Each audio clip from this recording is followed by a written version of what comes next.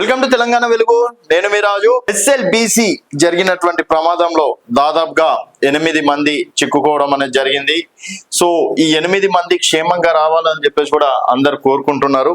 అసలు SLBC lift canal project ఎందుకు స్థాపించబడింది, ఎస్ఎల్బిసి ద్వారా తెలంగాణకి ఎంతవరకు లాభం అనేది ముఖ్యంగా మనం తెలుసుకుందాం.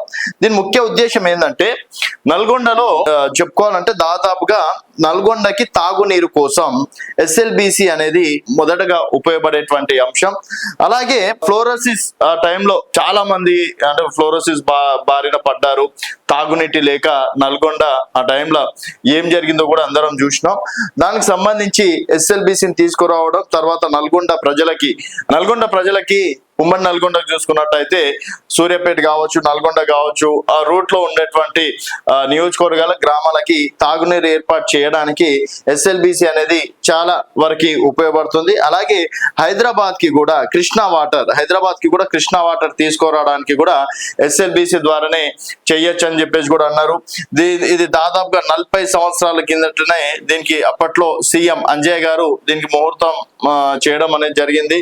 తర్వాత వైఎస్ రాజశేఖర్ రెడ్డి గారు 2005 సంవత్సరంలో దీన్ని ప్రారంభించే పనులు మొదలు పెట్టారు. తర్వాత 2007లో కొంతవరకు పూర్తయింది. అలాగే ఉమ్మడి రాష్ట్రంలో ఇప్పటి వరకు చూసుకున్నట్టయితే దాదాపుగా ఇప్పటి వరకు పూర్తయింది కేవలం 72% మాత్రమే. అలాగే ఈ 72% కాదు, 2027 సంవత్సరం వరకు మొత్తం పనులు దాదాపుగా 90% పైగా పనులు పూర్తి అవ్వాలని చెప్పేసి దీనికి సంబంధించి సపరేట్ గా బడ్జెట్ కూడా కేటాయించడం అనేది కూడా జరిగింది. అయితే ఆ రోజు జరిగినటువంటి ఇష్యూ ఏంటంటే, సో కెనాల్ లోపలికి వెళ్ళడం అనేది జరిగింది. దాదాపుగా 15 మంది దాకా వెళ్ళారు అనుకుంటాను. అప్పుడు 15 మంది దాకా వెళ్తే అందుట్లో 8 మంది ఇప్పుడు చిక్కుకోవడం అనేది జరిగింది. సో మిగతా వాళ్ళు దాదాపు ఒక 4-5 మంది ఇట్లా బయటికి రావడం అనేది జరిగింది. 13-14 మంది వెళ్తే 4-5 మంది బయటికి రావడం అనేది జరిగింది. 8 మంది చిక్కుకున్నారు. మరి ఇప్పుడు ఈ 8 మందిని బయటికి తీసుకురాలేమా అంటే, ఆ రూట్ అంతా చూసుకున్నట్టయితే అంటే ఈ సొరంగ మార్గం ఇది. అక్కడ మొత్తం నల్లమల్ల ఫారెస్ట్ ఉండడం వల్ల దానికి అంటే నల్లమల్ల ఫారెస్ట్ నుంచి జంతువులకు హాని జరగద్దు. తర్వాత అది కొంతమేర సెన్సిటివ్ ఏరియా కాబట్టి సొరంగ మార్గం ద్వారానే ఆ పనులు పూర్తి చేయాల్సి వస్తుంది. సో దాదాపుగా సొరంగ మార్గం పనులు కూడా ఏంది 44 కిలోమీటర్లు, దాదాపుగా ఒక 5-3 కిలోమీటర్లు అటు ఇట్లు ఉండొచ్చు. దాదాపుగా 44 కిలోమీటర్లు లోతులో నుంచి సొరంగ మార్గం తీసుకోవాలన్నమాట. సో ఈ 44 కిలోమీటర్లో దాదాపుగా ఇంకొక 9 కిలోమీటర్లు ఏదో బ్యాలెన్స్ ఉంది. దానికి సంబంధించి 3 రోజుల కిందట ఈ పనులు పూర్తి చేయడానికి, తర్వాత అక్కడ కెనాల్ కాబట్టి పైపుల నుంచి అప్పుడప్పుడు రంధ్రాలు పడడం కావచ్చు. తర్వాత అక్కడ ఊట నీరు ఎక్కువగా వస్తుంది, కొండ చెరువుల ప్రాంతము, తర్వాత పక్కనే శ్రీశైలం డ్యామ్ కాబట్టి కొంతమేర ఊట నీరు అనేది ఎక్కువ వస్తుంటుంది. భూమిలో నుంచి ఊరుతుంటాయి నీళ్లు, చిన్న ప్రమాదాలు అనేది జరుగుతుంటాయి. సో అక్కడ ప్రమాదం జరిగినప్పుడు నీళ్ళు ఎక్కువగా వస్తుంది కాబట్టి సో అక్కడ సిమెంట్ ప్యాచ్ వేద్దాము అని చెప్పేసి దాదాపుగా 13-14 మంది కార్మికులు, కొంతమంది ఆఫీసర్లు అక్కడికి వెళ్ళినట్టు సమాచారం. అందుట్లో మరి కొంతవరకు లోతుగా వెళ్ళడం తోటి అక్కడ ఒక్కసారిగా మట్టె దిబ్బలు, తర్వాత ఆ నీరు మొత్తానికి రావడం, తర్వాత అక్కడ ఉన్నటువంటి కొండ చర్యలు అవి కింద పడడం తోటి వాళ్ళకి రావడానికి స్కోప్ లేకుండా పోయింది. సో ఇలాంటి ఘటన సింగరేణిలో కూడా జరుగుతుంటది. సింగరేణిలో ఇంకా లోతుగా ఇంకా అంటే వాళ్ళు అండర్ గ్రౌండ్ లో ఇంకా వెళ్తుంటారు కాబట్టి దానికి సంబంధించి ఒక టీం కూడా రావడం అనేది జరుగుతుంది. సో ఆ టీం వాళ్ళని కొంతమేర బయటికి తీసుకొచ్చే ప్రయత్నం చేస్తుంది మాక్సిమం.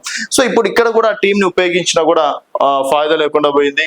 అలాగే ఆర్మీకి సంబంధించి రెస్క్యూ టీం వచ్చినా వాళ్ళు కూడా చేతులు ఎత్తేయడం అనేది జరుగుతుంది. దాదాపుగా ఇప్పటికీ 72 గంటలు గడిచిపోయాయి. ఇంకొక 6 గంటలు అయితే దాదాపుగా 4 రోజులు కూడా అయ్యే అవకాశాలు ఉంటాయి. అండ్ 100 కోట్లు ఖర్చు పెట్టినా కూడా ఇప్పటి వరకు ఎస్ఎల్బిసి అనేది పూర్తి కాలేదు. సో ఉమ్మడి రాష్ట్రం నుంచి ప్రారంభించిన ఇప్పటి వరకు ఎస్ఎల్బిసి పూర్తి కాలేదు. దీన్ని పూర్తి చేయాలని చెప్పేసి ఎప్పుడు ప్రభుత్వం భావించింది. అయినా చిన్న కారణాల వల్ల దీని పనులు మధ్యలో ఆగిపోతూనే ఉన్నాయి.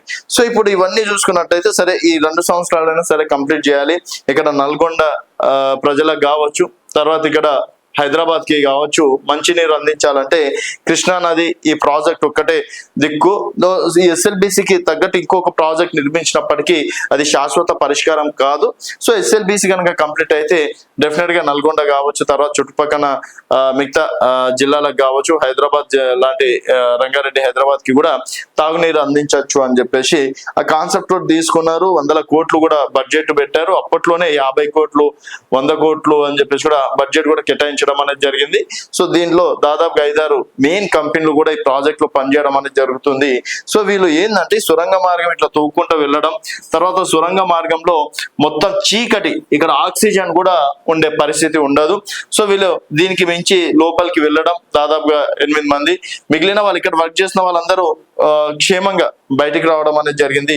సో ఇప్పుడు వాళ్ళకి ఆక్సిజన్ లేదు, అక్కడ ఎటువంటి సిగ్నల్స్ కావచ్చు ఇంకేం కూడా అక్కడ ఉండే పరిస్థితి లేదు.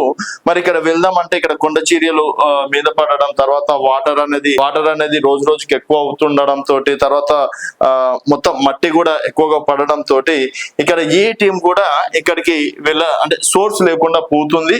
మరి ప్రభుత్వం ప్లాన్ చేస్తుంది. ఆల్రెడీ డిప్యూటీ సీఎం కావచ్చు, మంత్రులు కావచ్చు, ఎమ్మెల్యేలు కూడా ప్రతిరోజు అక్కడ సమీక్షలు నిర్వహిస్తున్నారు.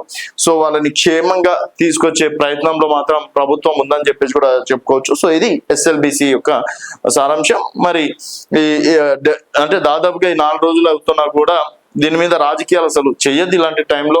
అటు బీజేపీ కావచ్చు, బీఆర్ఎస్ అయితే ప్రభుత్వాన్ని విమర్శించడం అనేది కూడా జరుగుతుంది. దాదాపుగా 14 నెలల్లో 3 సంఘటనలు జరిగినాయి. సంఖ్యశాల కావచ్చు, ఎస్ఎల్బిసి కావచ్చు, ఇట్లాంటి ఎందుకు అవకతవకలు జరుగుతున్నాయి, ఏం చేస్తుంది ప్రభుత్వం అని చెప్పేసి బీఆర్ఎస్ విమర్శిస్తుంది. సో ఇప్పుడు ఈ రాజకీయాల్లో పక్కన పెడితే ఇక్కడ ఎస్ఎల్బిసి లో చిక్కుకున్నటువంటి ఈ కార్మికులు క్షేమంగా రావాలని చెప్పేసి కూడా మనం అందరం కోరుకుందాం. చూస్తూనే ఉండండి తెలంగాణ వెలుగు.